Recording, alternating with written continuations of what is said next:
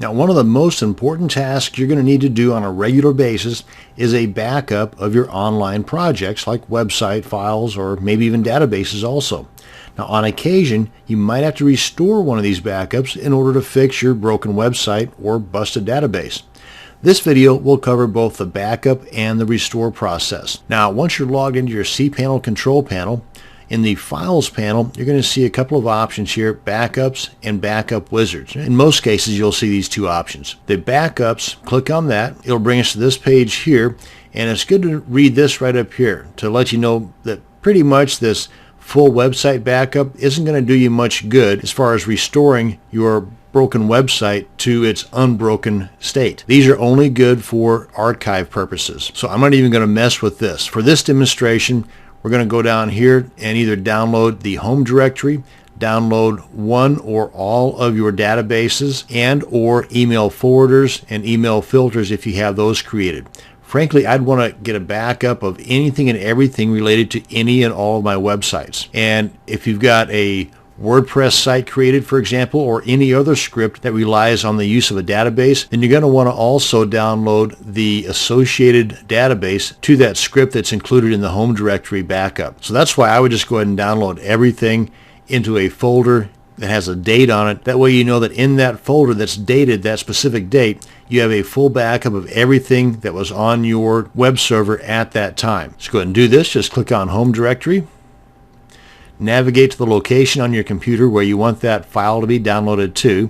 And again, I would create a folder, give it a date, maybe label it also backup for such and such, and then click on Save. Now you can see here, it's not your typical .zip file. It's a .tar.gz file. And by default, I do not believe that your Windows decompression software will actually work with a tar or a gz zip file. You might need to try something like the free 7-zip, which is what I use. It'll unzip anything. Anyway, go ahead and download this. And frankly, you would only want to unzip it if you're curious, because you do not want to restore or upload the unzipped file or folder. Whenever you go to choose the folder or file, that being the home directory, you're going to want to look for the zipped file, just as you had downloaded it. You select on that, click on Open, and it will begin the restoration or the upload process. Now, as far as the specific databases, the same exact thing. You would click on the databases, and I would go with all of them and download them into the same exact dated folder. I'm going to go ahead and cancel out of this because I think you got the idea.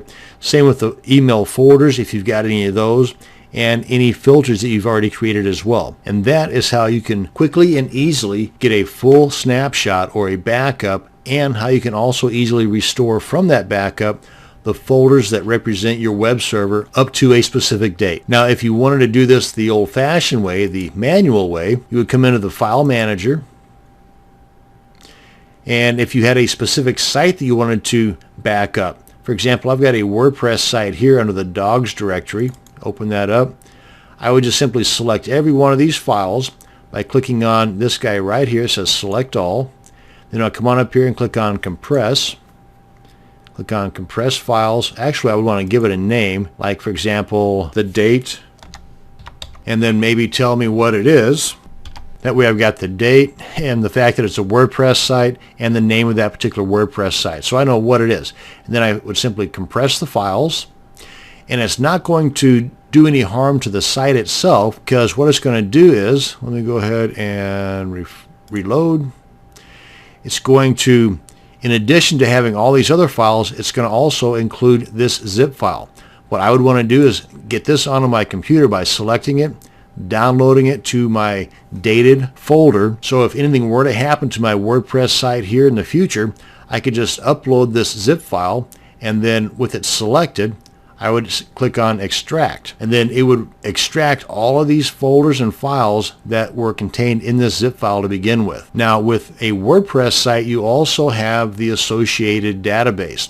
So you would want to download or export that database that's associated to the site. And just to make sure I've got the right database, I would click on the wp-config file, and I'd want to view and see what the database name is. That's the wrdp1.config.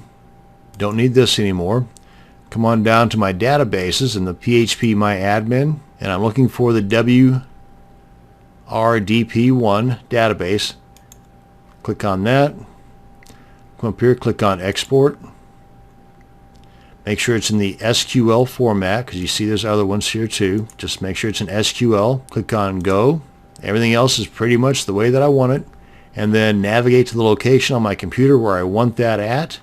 And again, that should be the dated folder where my zip file is for that associated WordPress site. Click on Save. Bing, bang, boom. I've got the database, the WordPress site in a zip file. Everything's downloaded and ready just in case my database and or site goes kaploy. I would be able to fix it in just a matter of minutes, depending upon my internet connection and how fast I can upload those files. And that's it. That's how easy it is for you to do a custom backup and restore, as well as taking advantage of the built-in backup operations of cPanel. Thanks for watching, and you have a great day.